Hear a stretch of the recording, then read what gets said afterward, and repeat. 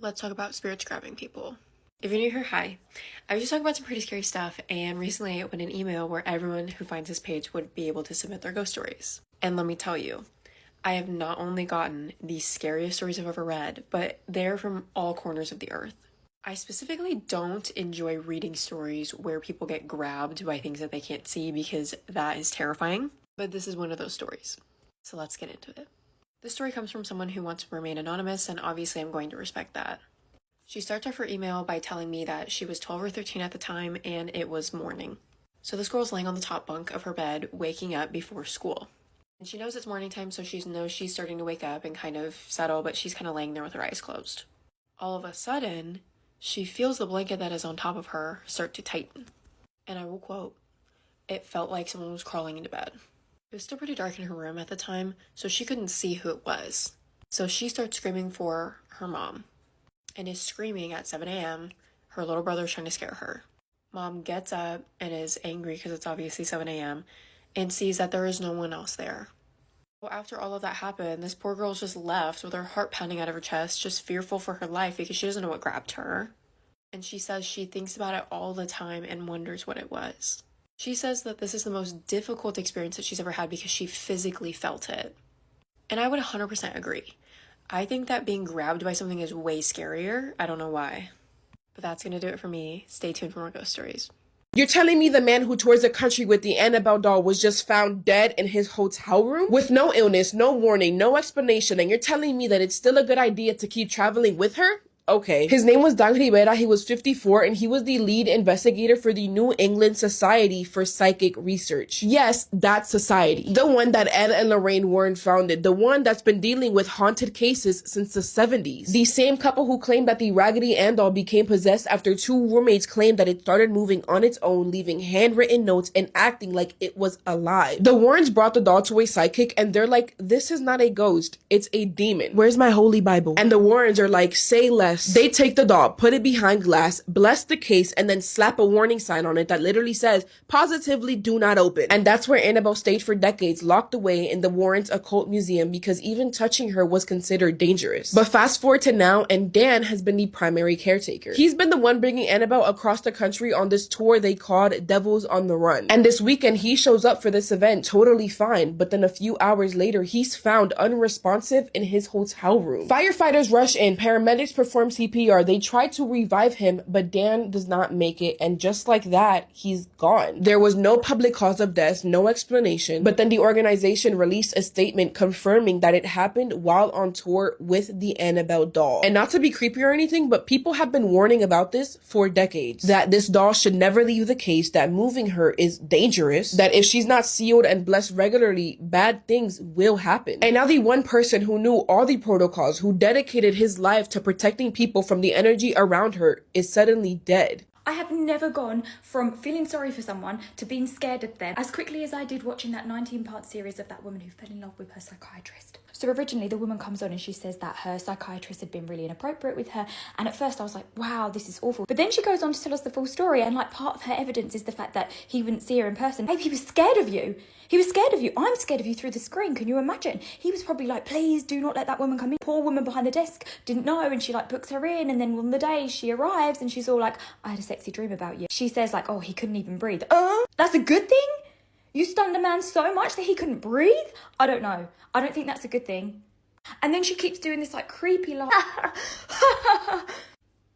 Does go on to say that she had sent him like loads of messages saying that she was obsessed with him, and then he would like carry on seeing her. And at first I was like, oh, that sounds really bad. Like, why would he carry on seeing her? That to me was a bit suspicious, unless he just wanted money, which ultimately is also not a good reason. But then I googled it, and when I googled it, it said that they can actually get in trouble, or it can be seen as like quite bad because it looks like patient abandonment. So it wouldn't have even been that easy for him to like be like, put that one to the side. She seems a little bit not okay.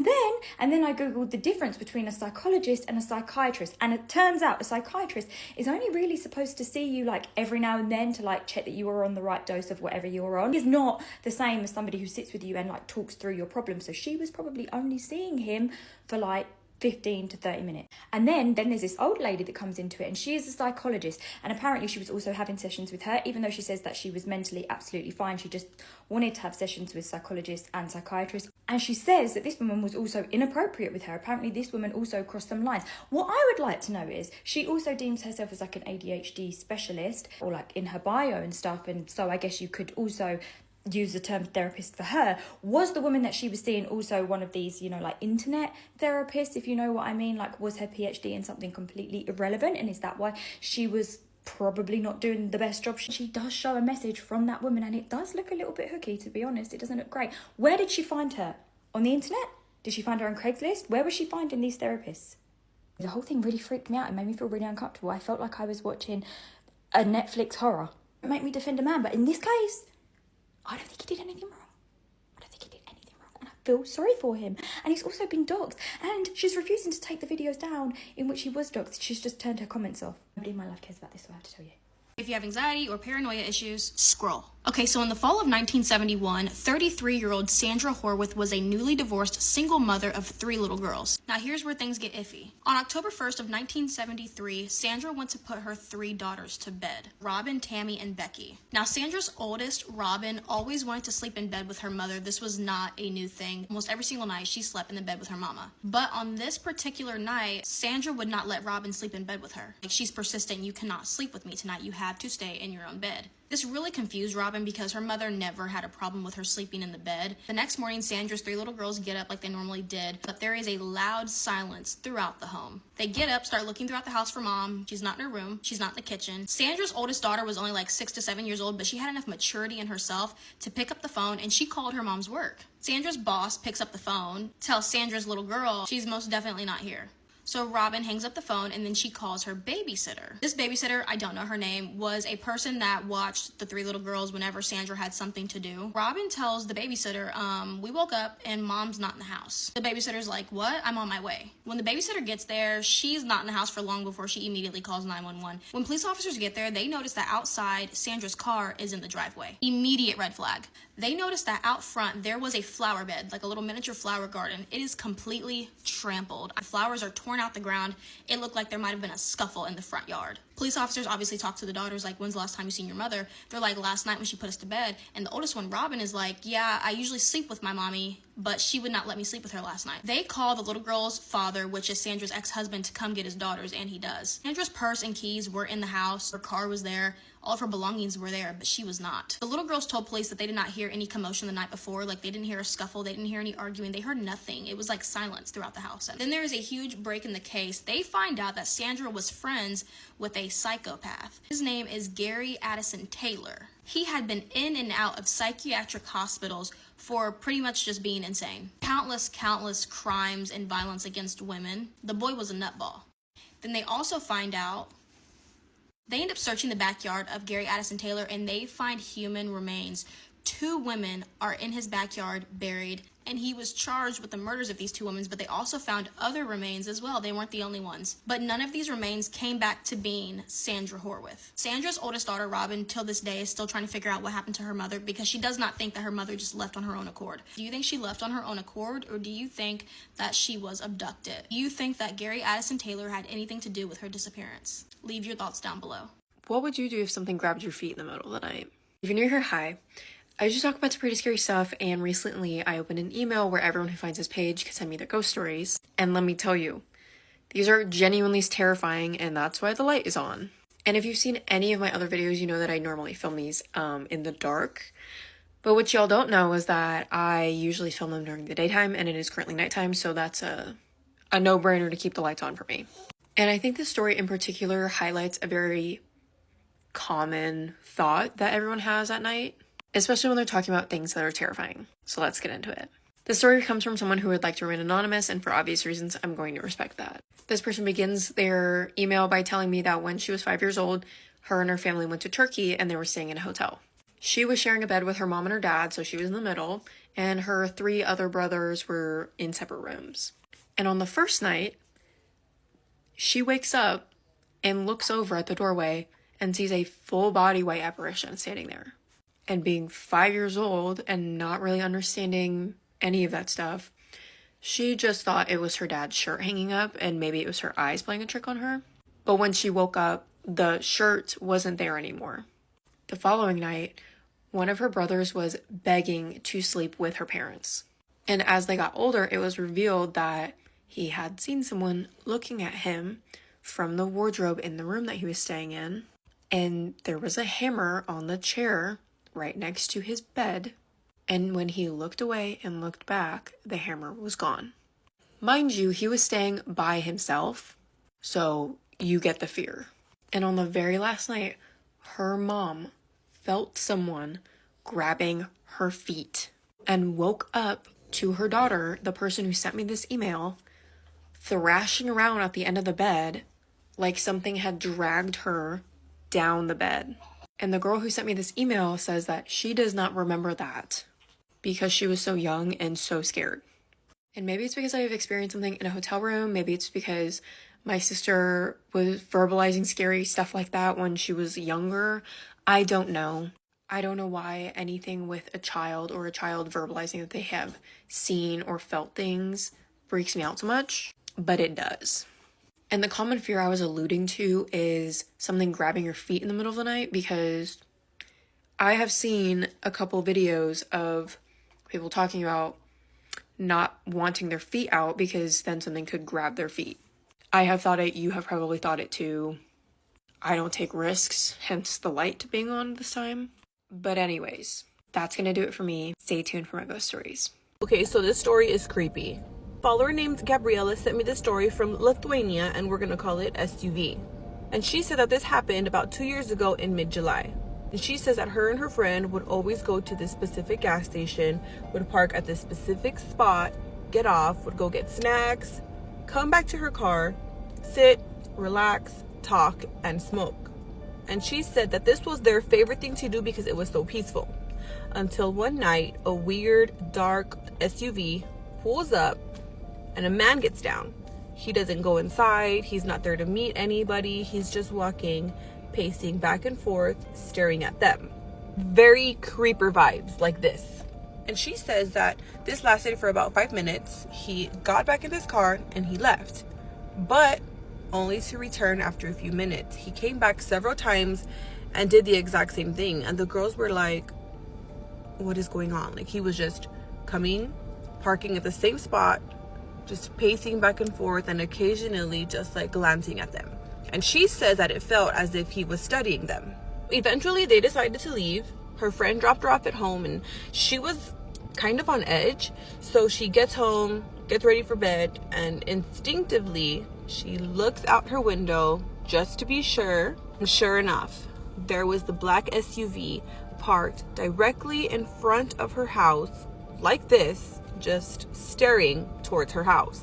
This SUV was only there for a few minutes and it ended up just driving away and it never came back. So she chalked it up as a coincidence. Maybe she's paranoid, she's exhausted. She's like, this can't be the same person. So a few days pass and her friend decide to go back to the gas station, thinking that maybe, again, they're just being paranoid. But this time they brought 2 other friends for safety and reassurance. And sure enough, a few minutes later, the same man pops up. Same man, same SUV, and does the exact same thing. The scary part is that this time he approaches them. He approaches them and he says, I've seen y'all here for a long time and that is why I keep coming back. No. And Gabriella says that the way he said it, it just made them feel so uncomfortable, and they debated calling the police, but they figured, well, he actually didn't do anything to them, so there's nothing that the police could do anyway. So they were like, okay. So this man ended up leaving. They all go inside the gas station, they get some snacks, whatever. They come back outside and they see this paper folded underneath the windshield wiper. She says that what she saw made her blood run cold. They grab the paper, they open it, and it was her home address that was written on that paper. So they eventually stopped hanging out at that gas station, and she said that over the next few weeks, she would see little snippets like SUV just driving by, really weird things like that. She never saw this man again. He never spoke to her. He never went up to the door, like knock on it or anything. And then eventually it just stopped. She said that This never happened to her friend. He never went to her friend's house. It was only her house. And till this day, she still doesn't know exactly what he wanted. Scary is that, like, why did it start and why did it just stop? Like, is this guy obsessed? We have a stalker on our hands? I don't know, but this is creepy. Thank you so much to Gabriella for sending me this spooky, creepy story. And if you guys have any other stories that you'd like for me to read, please send them via DM or email, and I'd love to read them. And if you guys like all things scary, all things spooky, and all things paranormal, make sure you follow, and I will see you guys in the next spooky story. Bye! I got a case for y'all. Warning, this is a true crime case. Do not watch if you have anxiety. On December 11th, 2021, 23-year-old Lauren Smith Fields was at her apartment in Bridgeport, Connecticut. Lauren was a up-and-coming professional eyebrow artist. She even had her own business. At this time, she's a very busy girl, very intelligent and clearly beautiful. However, on this day of December 11th, Lauren had a man come over by the name Matthew LaFountain. She met this man on a dating app called Bumble. He was an older white male, and the two seemingly clicked, hence why he came over to her apartment and they spent the entire day there, watching TV, drinking, having a good time. But things are about to take a turn for the worst. The next morning, on December 12th of 2021, Matthew calls 911 to report Lauren had blood dripping from her nose and she was unresponsive.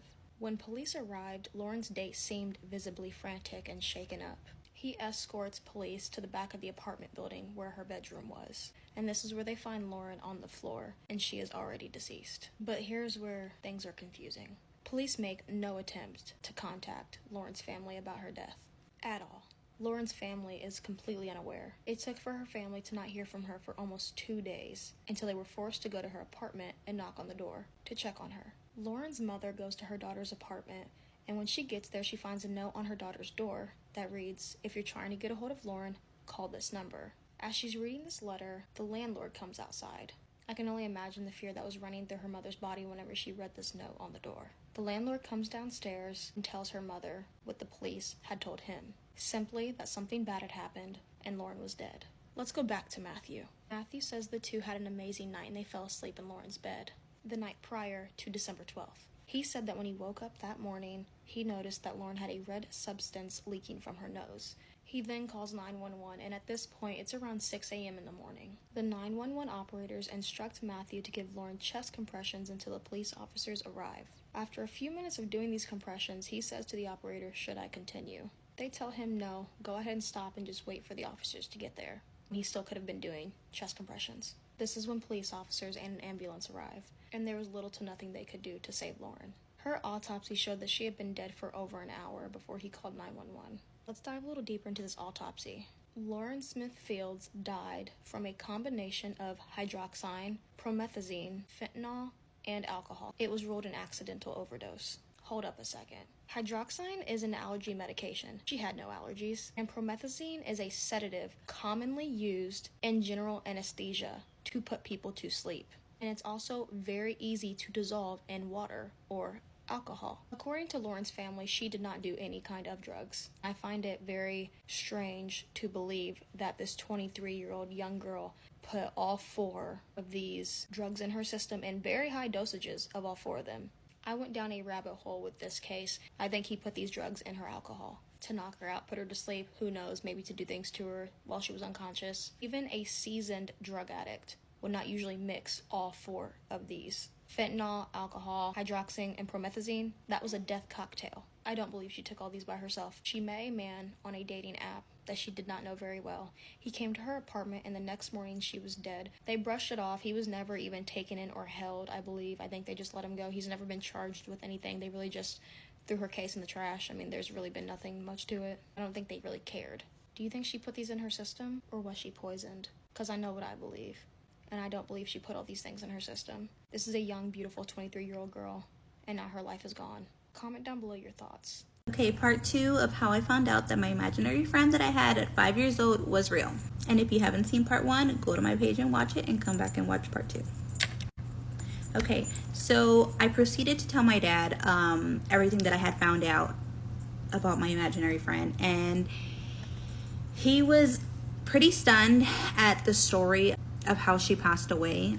And he pretty much, told me what I had already researched, that, She might have been lost, she might have been scared, she might have been confused about, how, everything that happened, or, what happened, and which is why she attached herself to me.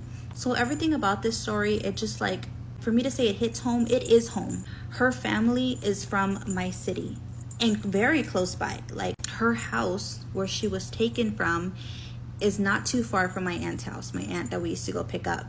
Where they found her isn't far at all. Like, it's so just very close, right? It's very sad and it's very unfortunate. It's one of those things where the mom's boyfriend, unalived her.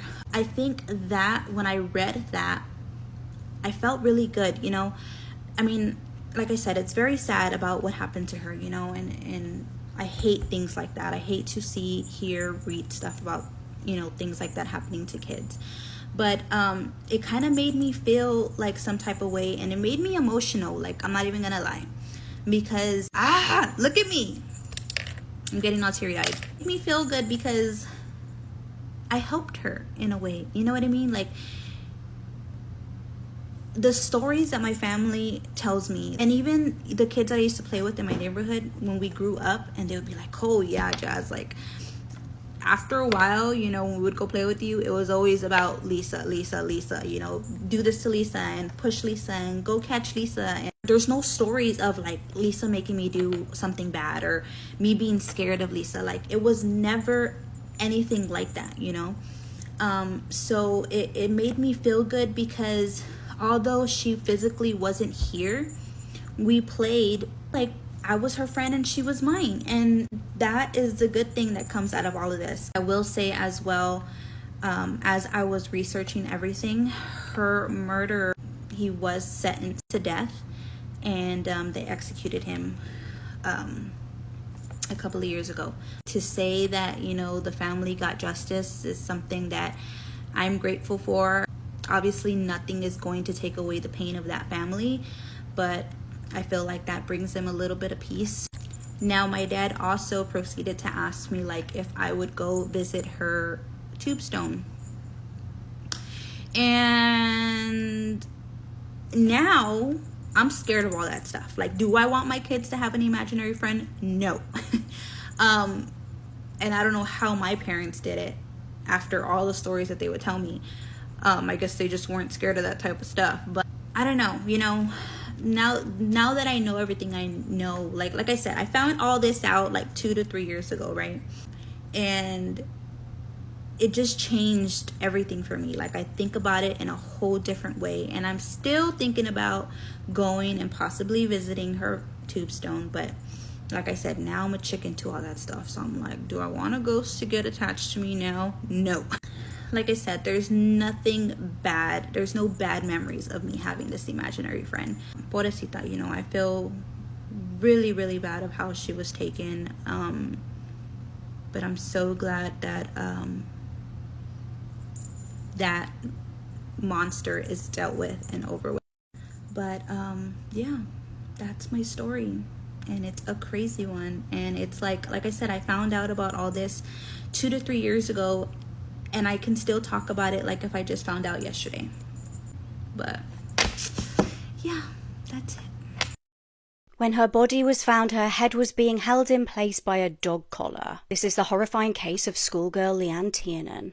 It was the evening of the 26th of November 2000 in Leeds. 16-year-old student Leanne Tiernan was on her way home from Christmas shopping with her friend Sarah. Leanne was a beautiful girl. She was really smart. She was hardworking. She'd actually been working towards her GCSEs, and she just needed some retail therapy. She was also described as confident and streetwise, certainly not the kind of girl to go missing. The two girls made their way back to Bramley via bus, but parted ways when they got off the bus to go to their separate homes. Leanne was last seen alive at 4:50 p.m. She made her way down the unlit path known as Howley Gill and never returned home. Her mum, Sharon, and her 19-year-old sister, Michelle, were both really worried when she never came home that day. The time started ticking on, and eventually they just had to ring police. They were just absolutely beside themselves. A huge search began involving K9 units, underwater search teams, and the air crews, and investigators reconstructed her last known movements to see if anybody recognized anything. There was still no sign of her, though.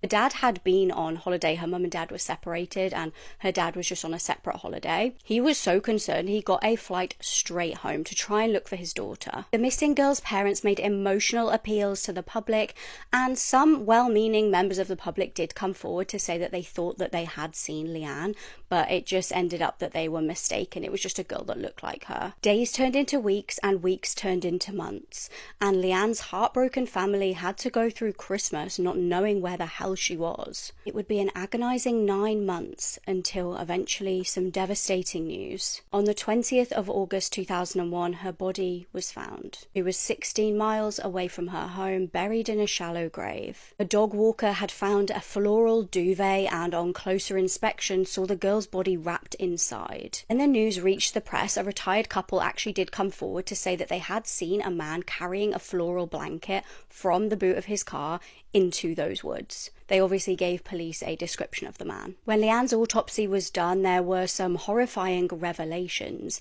A tight dog collar had been holding her head in place and she'd been tied up with cable ties. A knitted scarf was also tied round her neck, which just so happened to contain other human hair. They managed to DNA test this and find a match. It was local delivery man John Taylor. Another DNA profile was also found on Leanne, but this just so happened to be dog DNA. And shockingly, at John's house, when the police searched it, they found the dog. But very big warning here: if animal stuff upsets you, please turn off now. The dog was no longer alive. They found 4 dog skeletons at John's house, one with a crushed skull. Police believed that he killed the dog to try and get away with this. He knew that the DNA of the dog would be on the collar, so he just killed it. Cable ties round Leanne's wrists were tested and found to have been manufactured by a company who sent almost all of them off to the Royal Mail, and bear in mind that John was a delivery driver. This made sense. Detectives also found carpet fibres on Leanne's jumper, which just so happened to be an exact match to the carpet in John's house.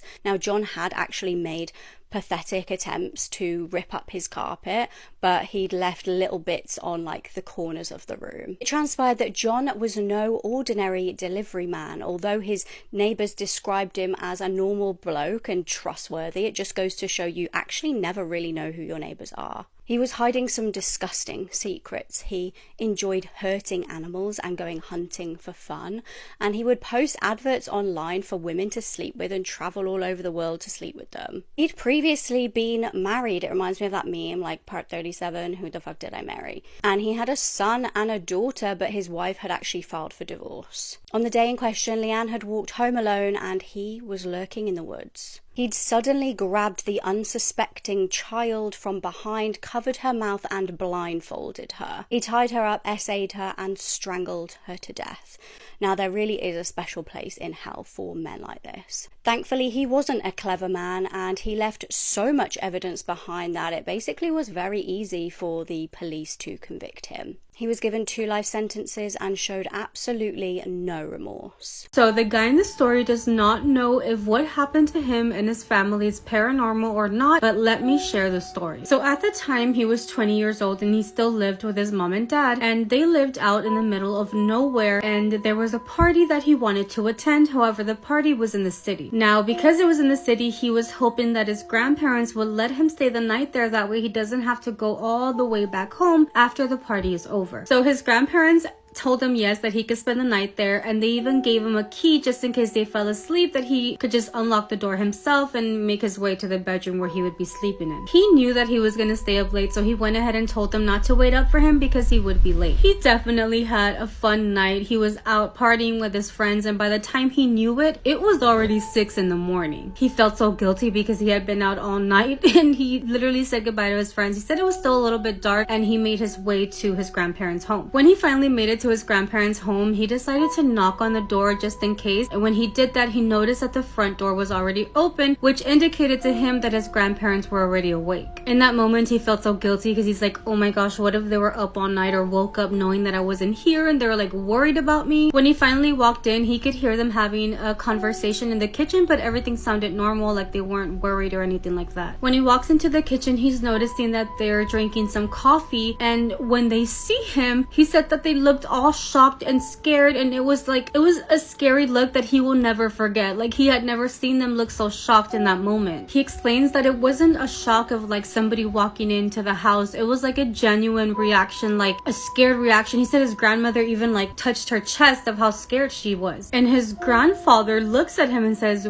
"What are you doing here?" He was like, "What the heck?" Because he's like, "Oh, maybe they forgot that I was staying the night." So he's like, "Remember I told you I was gonna stay the night here because I was gonna go to the party? You gave me the key, but the door was open, so I just walked in." He was like, "Did you guys forget that I was gonna stay the night here?" The grandfather was like, "No, yeah, we remember." And he's like, "Okay, well then what's wrong? Why are you looking at me the way you are? I'm here, like I just got here. I'm sorry I got here so late, but I'm here. Why are you guys scared?" And that's when his grandmother finally said something. She said, "But son, you already got here last night." After she says that, he starts laughing because he's like realizing they're playing a prank on him, but his grandparents did not laugh with him. They were completely silent, and you could tell that they were very confused. They explained to him that around midnight they'd heard when he got home, and that his grandfather even saw him from behind going to that room where he was gonna stay the night. That his grandmother was in the kitchen when he got there at midnight and even screamed to him like, "Hey, do you want something to eat? There's still food here." And that him or whoever that person was from that bedroom said, "No, thank you. I'm just really sleepy. I'm gonna go to sleep." His grandfather was like, "He or you were wearing the same clothes when you came in at midnight that you're wearing right now standing in the kitchen." His grandfather then tells him, "We woke up just a few minutes before you walked into the kitchen, and they both went to that door where he was staying at and asked him, 'Hey, we're awake. Do you want any breakfast?' And that he or whatever or whoever is in that room responded to them, 'Yeah, I'll be out shortly.'" And like 3 minutes after that, he just walks in from outside into the kitchen. He didn't know what to tell them. He was just like, "Are you sure? Like, are you 100% sure? Like, that is what you remember? That is what happened?" And they were like, "Yes." And he's like, "That's not even possible. I didn't realize it was 6 in the morning. I was still with my friends. I just got here. I never came last night." That's when he's like, "Let's go to that room." Because 3 minutes before he got there, that person was still like, "Yeah, I'll be out in a second to have breakfast with them." So they all decided to walk to that room together. Walking towards that room, he had never felt that amount of terror in his life. When they opened the door, he says that the entire room looked like someone had indeed stayed in there. Like, the bed was all over the place, the blanket was everywhere, like just things had been touched as if someone had been in that bedroom. And the strangest thing, even after all that, was that the restroom inside of that room still had like vapors from taking a shower coming out of it, like if somebody took a really hot shower. They were all dumbfounded, looking at each other like, what the hell? In that very moment where he's like, "I really hope this was my imagination," they heard the front door open and close again, as if somebody had walked out. Unfortunately, he wasn't the only one who heard it. It was both of his grandparents that also heard somebody leave the house. He explains how they stayed very still for like what felt like a long time, and he ends up staying a few more days with them because he's worried, but nothing happened after that. Like, thankfully nothing happened after that. But he explains like, "I was not there. I never even went there. I got there, got the keys, went to party, came back 6 in the morning, and apparently somebody who looked just like him was at his grandparents' home," which is fucking crazy. I'm thinking it's like a doppelganger story, but I don't know. What do you guys think? Time about some of the crazy things I had happen to me while I used to babysit for a family with a lot of demonic activity in their house. This was the first time anyone validated me and saw something with me, so I knew I wasn't crazy. It's just a quick little story, but it's one that really stuck with me. So this particular night, usual amount of insane activity is going on in the house, and I say insane, but it had become so normal, just hearing laughing and seeing shadows out of the corner of our eyes, and Luna, the oldest one, talking to the ghosts as she normally does, or demons. Usual night babysitting of terror. Nothing extraordinarily crazy had happened this night, besides the laughing in the shadows, like I said, which that was every single time I walked in the house. So I remember I put both the kids to bed, and I was gonna go to like a party afterwards because I was in high school. So I remember parents were out for date night or something, and I was on the phone with one of my friends, FaceTiming somebody, and we were talking, and she's like, "Oh, like, hold on," and she gets all quiet, and I was like, "What?" And she was like, "We'll go check on the kids." And I was like, "What do you mean?" And she's like, "You said you put the kids to bed." I was like, "Yeah, they're in bed, they're sleeping." And she was like, no, there's literally, I just saw like 2 things walk behind you. I just saw something walk behind you like twice. And I remember just instantly like my blood running so cold. The pure like terror I experienced in that like moment. I was like, no, dude, like the kids are, I'm telling you, they're sleeping. And she was like, no, Riley, like something walks behind you. I don't know if it was 2 people or just one of the kids, but I saw a shadow, like someone, of a person, an apparition, walk behind the frame of like FaceTime twice behind you. So I'm sitting on the couch, and behind the couch is like, you know, a little living room and TV. Behind the couch is the kitchen. It's like a big open room. So I'm thinking like, okay, one of them, honestly, at first when she said that, I didn't think it was to do with the activity. I was just in denial. But I was thinking that like Luna, the oldest child, had maybe gone up to get a snack or water or something, and she'd been having issues like staying asleep. So I wondered like, okay, she maybe didn't want me to know she was awake and was just trying to get something. And so I remember I looked really slowly behind me. I was absolutely terrified. Nothing. The kids are in the kitchen. So I'm still on FaceTime with my friend, and she's freaking out. She's literally like teary-eyed. She's like, that was the craziest thing I've ever seen. What do you mean the kids aren't awake? Like, no, I saw someone behind you, like walking, pacing behind you. And I was like, dude, well, they're kids. Like, how was this person tall? Like, fucking talk to me. And she's like, I don't know how to describe it. I just saw someone walk by you twice. So I keep her on FaceTime, and I go into the kids' room to check on them. Passed out, and I'm like showing her on, you know, FaceTime, and she's like covering her mouth. She's like, oh my god, this is fucking insane. Like, dude, I'm not crazy.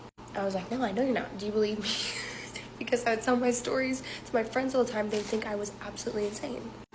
And so anyways, I sit back on the couch, and I was like, please don't hang up. Like, no, I'm really scared. The parents at that point too were gonna be home soon, like 20-30 minutes after I checked on the kids. So I was like, just stay on FaceTime with me, like just keep showing me your outfits or options, because she was bringing me clothes. I was meeting her and stuff. So like, we'll talk about something else. I'm really freaked out. And so we get back on topic, you know, clothes, plans for the night. I remember she was putting in the camera, like it was like tube top or something, crop top. She's like, oh, this would look really good on you. It has, and then she stops talking, and I see her eyes drift from like me to like the side of me, and I'm just like, please don't say what I think you're gonna say. I remember I was like, no, don't tell me. And she was like, don't turn around. I'm gonna screenshot this. Then she starts freaking out 10 times worse. She literally said, she's like, I'm trying to screenshot right now. My phone will not take a screenshot. And then she screamed, and I was like, what? And she's like, it's gone.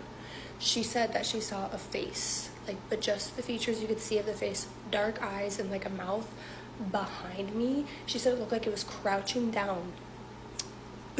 Gross. Looking at me over the couch, like it was on its knees on the floor behind me or something, just like standing behind, its head was behind my head. I remember me and her talked about this so much, and she was just like, I didn't believe in anything paranormal, and now I like cannot believe I did not believe in stuff like that. So I really, after that, was feeling like extra scared, always thinking something was looking at me behind my shoulder, and I never wanted to like answer FaceTimes or take pictures because I was too afraid of what I might see going forward. I would never understand why people do brujeria on other people, but like especially when they do it to their own family. Okay, hold on, because I just put myself in a position where I'm like, okay, if I did brujeria on my sister, what would I do? Maybe I would make like her favorite pair of shoes disappear. Oh my god, I know. Anytime that she was watching the Bears play, the TV would just turn off randomly. Okay, but I could do those things without brujeria. I got a good one. Starbucks would be closed.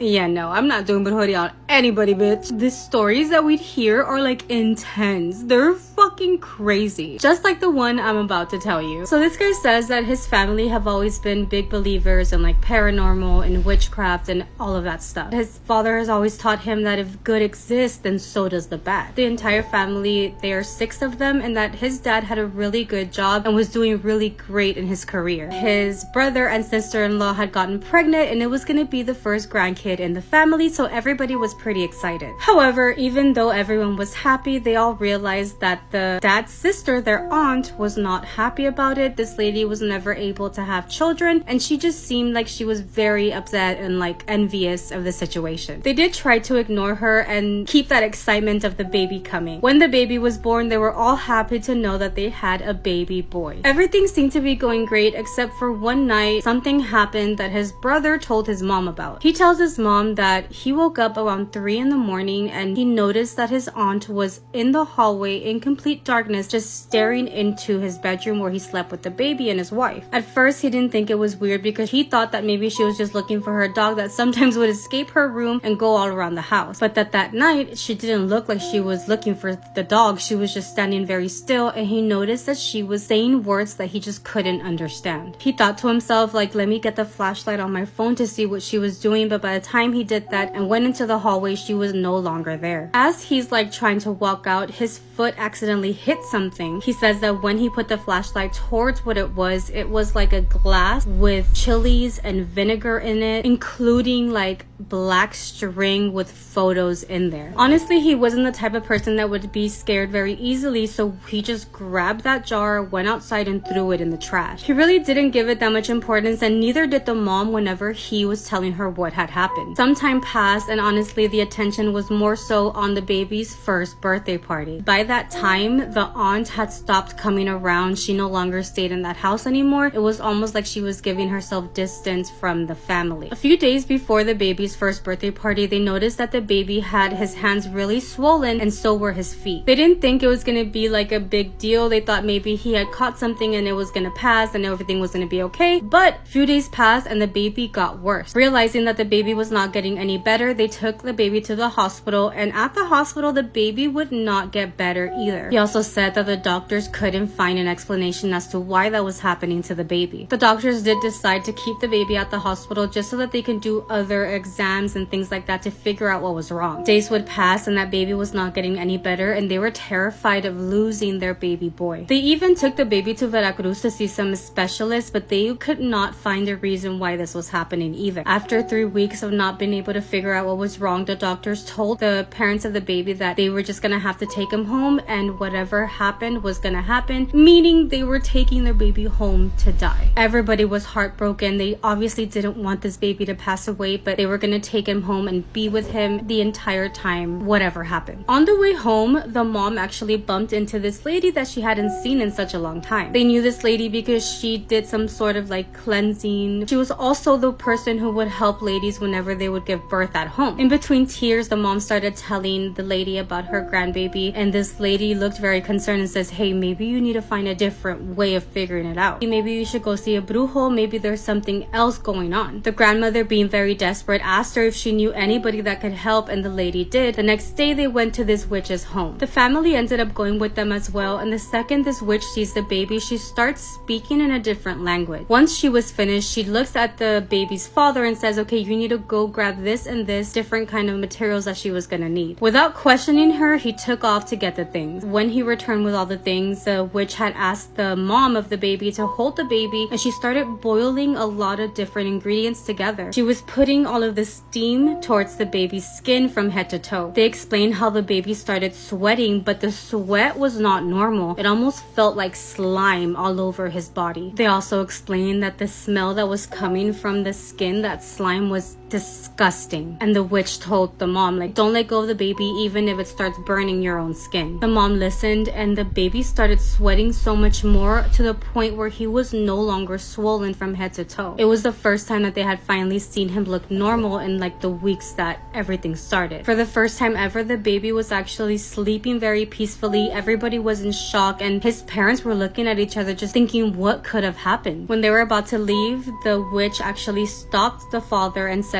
this was because of your sister, the aunt. She told him that her intention was to do bad to the baby's mom, but the brujeria landed on the baby. The guy says that days after everything was resolved, their aunt actually fell really sick. They noticed how her hair was falling out in chunks and that her health was just deteriorating, until one day she passed away. Today, the baby is 14 years old, and he says how like his mom and grandmother were always on top of him, making sure that he never got sick. Anytime anytime he ever got like a cold or a fever, they were all really worried that the thing had come back again. Thankfully it didn't, but yeah, that was the way they found out that the aunt had done brujeria on the family. Honestly, it sounds like whatever she tried to do was sent right back to her and she passed away. Can you imagine if that poor baby had passed away? That shit is crazy, but what do you guys think? However, coined the phrase, "You can't make this stuff up," might have known the story of real-life boogeyman, Albert Fish.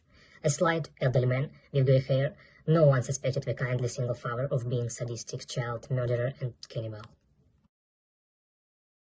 Story time on how I found out that my imaginary friend at 5 years old was real. Okay, so I don't know about y'all, but I had an imaginary friend when I was 5 years old. So this was like 3 years ago, I want to say, something like that.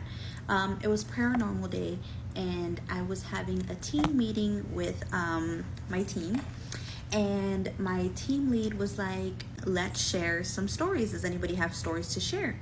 So everybody was sharing their story, and then it got to me and they're like, Jasmine, do you have any stories to tell? And I'm like, as a matter of fact, I do. I told them I had an imaginary friend when I was 5, and it was so real to me that my brother, my mom, my dad, my aunts, my family, they would catch me talking to my friend in my room or in car rides or whatever the case was. This is where it gets freaky, and pay attention, stay till the end because your mind will be blown, I swear. First of all, there is a cemetery down the street from my childhood home. And my aunt didn't work too far from us, and not too far from the cemetery. We'd have to pass the cemetery to get to her work, and we would go pick her up. Well, whenever we would leave the house, sometimes my friend wasn't with me. So I would tell my mom, like, Mom, like my friend, I'm not going to say her real name. I'm going to say her name is Lisa. I would tell her, Mom, Lisa's not in the truck. Like, we have to go back and get her. And my mom at first was like, Jasmine, like, no, like stop playing. I'm like, no, Mom, for real. So I would get really mad and really sad. I would have to, like, I would make my mom turn around to go pick up my friend. So my mom would turn around to go back to the house. And when we would be getting to my house, I would say, oh no, never mind, Lisa's already here. And my mom was like, what the heck, dude? Like, okay, whatever. Shout out to my mom for listening to me to make me happy. So like I said, we would pass the cemetery. And one day my mom says that I told her, Mom, look, that's where my friend lives. That's where she told me she lives. And my mom was like, oh, really? And then I'm like, yeah. And I'm pointing at the cemetery. Mind you, I'm 5 years old. What 5-year-old knows what a cemetery is, right? So we go pick up my aunt, and my mom, she's like stunned, right? She's like, what the hell? She's been talking to this imaginary friend for some time now, and now she's telling me that her friend lives in a cemetery. Okay, if my daughter were to tell me that right now, my 5-year-old daughter were to tell me, I would be freaked out, right? So my mom was freaked out. We go pick up my aunt. This imaginary friend was so serious for me. At the time, my whole neighborhood would kind of play together. All the kids would play together. All the kids would come to my house and play with me because I had a little playground. Even the kids that were a little bit older than me, they would come and push me on the swings. We'd play tag, all of that, right? And after a while, they started getting freaked out because I would say, oh, don't forget to push my friend Lisa, or oh, don't forget to go tag my friend Lisa. And they were just like, Jasmine, like, I'll be back. I gotta go home real quick. So it was just a big deal. Okay, fast forward, right? So I'm telling my coworkers all this, right? And they're like, oh my God. We get off the call, and one of my coworkers messages me on Teams, and she says, hey, I'm curious. Did you ever go and look in the cemetery, what do you call it? The word just like left my mind. The cemetery directory or something like that, to see if there was in fact a little kid there by the name of your imaginary friend, to see if they're actually there. And I was like, you know what? Like, I never thought of that. Stay with me.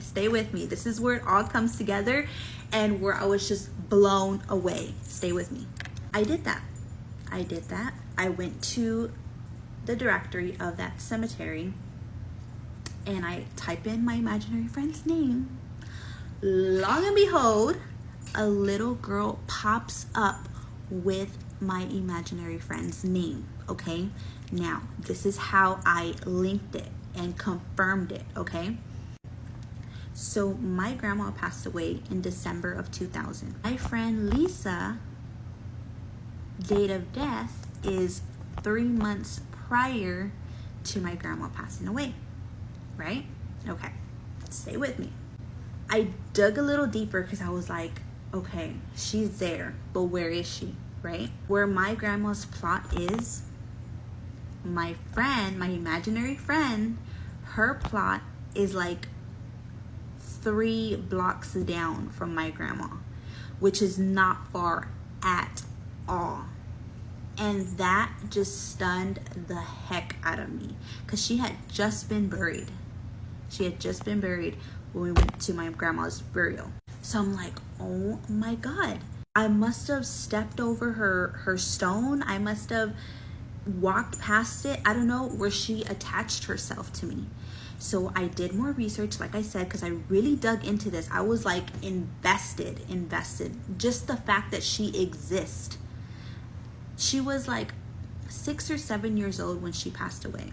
I dug in deeper. I put in my city, I put in the name, I put in where she, when she passed away, just to see if I could find a story about her, right?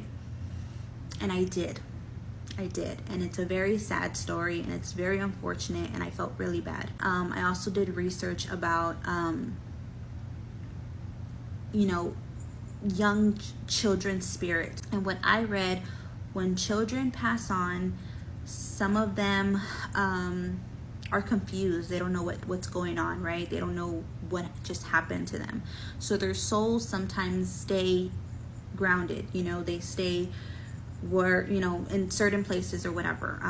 If you want more information on that, you can go and research it. But I was just so like, oh my God, like I had to tell somebody. So I called my husband. I told my husband, I was like, oh my God, dude, check this out. After I talked to my husband, I called my dad, because my dad is one of the persons that is very well aware of my imaginary friend. Okay, I'm running out of time. Go to part 2 to hear the rest of the story. Let's talk about Sean Combs, P. Diddy, Puff Daddy, Diddy, PD, Puffy, Love.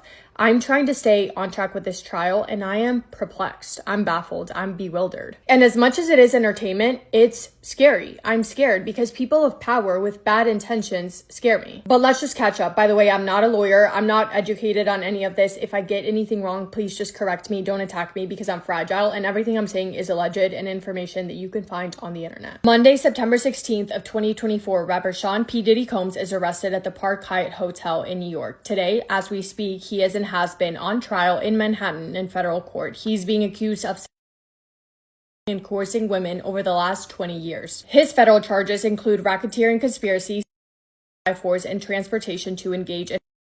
These charges stem from allegations that Sean Combs operated his businesses as a criminal enterprise to carry out and conceal various crimes. He has pled not guilty, rejected a plea deal, and could face life in prison if convicted on all counts. There is a lot going on here, but let's try to recap in the simplest of terms. The prosecution is trying to prove that although Sean Combs, Puff Daddy, or Diddy is a cultural icon, a successful businessman, and larger than life, there is a darker side to him that will be exposed inside the walls of that courtroom. They claim Sean Combs ran a criminal enterprise for 20 years, and within that enterprise, with the help of his staff, members, and associates, they utilized his wealth and power to threaten and coerce women and others around him to fulfill his desires, protect his reputation, and conceal his conduct. To do so, Sean Combs used violence, crimes, kidnapping, burglary, bribery, and obstruction of justice. He also held freak-offs. Freak-offs were field encounters that could last for days, sometimes with male and sometimes recorded. In other words, they are saying Sean Combs leveraged his wealth and power to create his own little world in which he could do whatever he wanted, including doing things such as forcing women into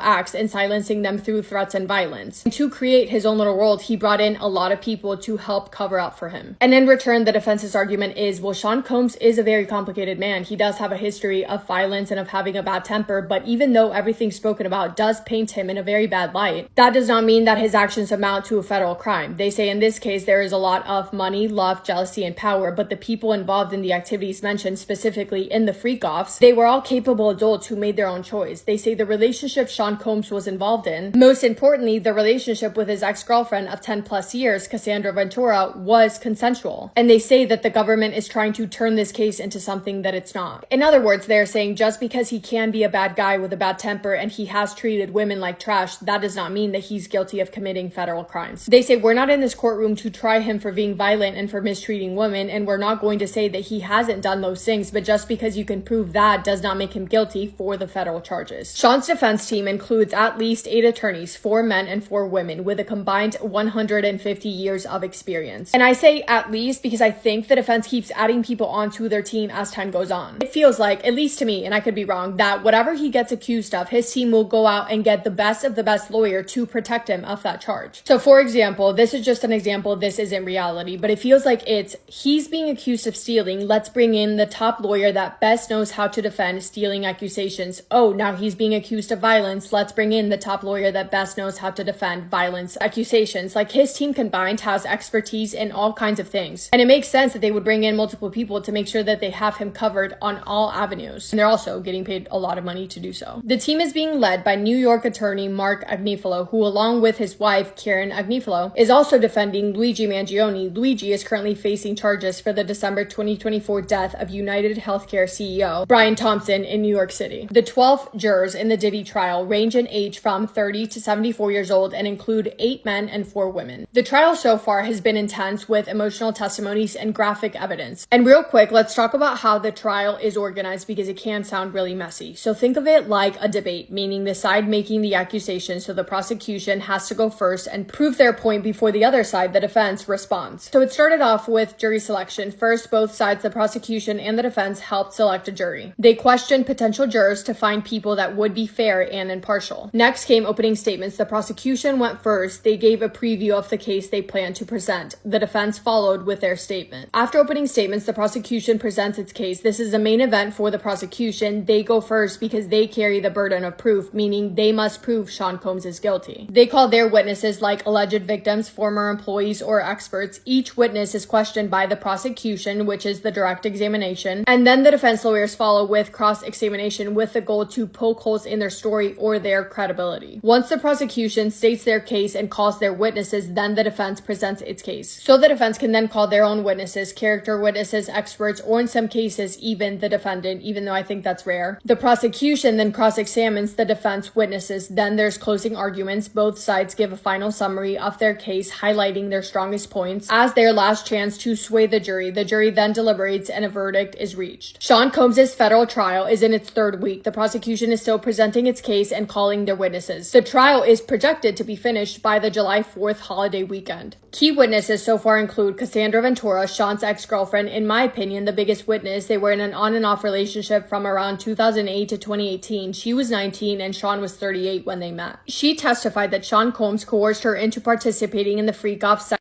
parties with male, threatening to release compromising videos if she refused, and used blackmail and threats to control her. Cassie went into detail about how manipulated she felt in that relationship, how she lost herself, and how she did a lot of things that she did not want to do because 1, she was in love with Sean Combs and would have done absolutely anything to make him happy, and 2, because she was scared of what he was capable of, and she was only scared because he gave her plenty of reasons to be terrified. In her testimony, it was also revealed that for Cassie's 2023 35-page civil lawsuit against Sean Combs, she settled for $20 million.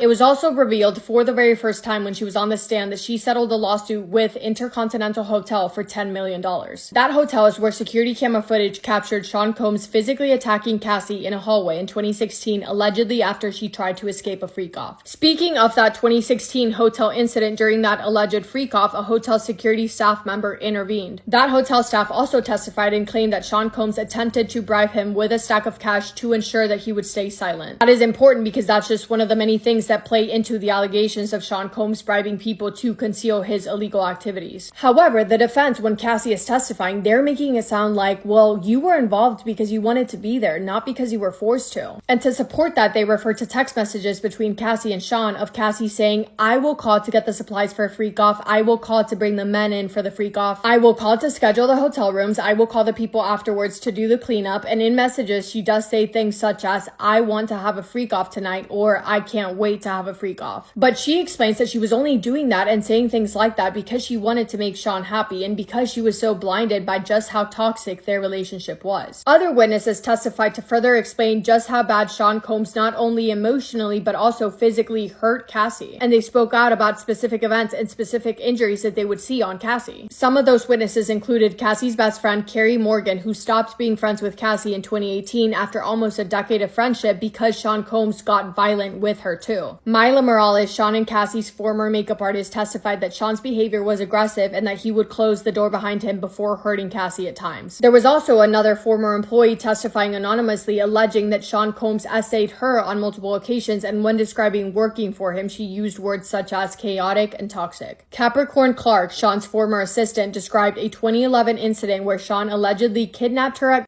to confront rapper Kid Cudi over his relationship with Cassie Ventura. She said Sean Combs had malicious intentions to hurt Kid Cudi and claimed that she was forced to assist in covering up the event. Which brings us to Kid Cudi. The connection there is that Cassie started dating him while she was still involved with Sean Combs, and she confided in Kid Cudi about how evil Sean Combs was. Sean Combs was raging with anger when he found out about Kid Cudi and Cassie during a freak off, and Kid Cudi is on the stand talking about the allegations that Sean Combs blew up his car and broke into his house. I'm gonna stop there because I feel like that's enough of a recap for now, but guys, for some reason, I'm nervous. I'm for some reason nervous that Sean Combs is not going to be found guilty on all of his charges, because I hate to say it, but he has some good lawyers that know what they're doing. And even though there is a disgusting amount of evidence against him, it makes me nauseous to think that when the defense does go to present their case, they will be able to manipulate the jury and twist things around in their favor. Like when this whole thing came out, I was like, Sean Combs is done for. Put him behind bars. There's no way he's done. But I don't know. I just have a sick feeling about the defense's argument and their ability to twist things. I hope that doesn't happen. The prosecution is also doing a good job and I'm on their side, of course, but I guess we won't know until we know. Anyway, that's all I have for today's video. Let me know your thoughts on this and let's talk about it in the comments. But I hope you guys are having the best day. If not, go do something to make it the best day, make somebody happy, and I will see you in my next video. Massive kiss on the forehead to every single one of you.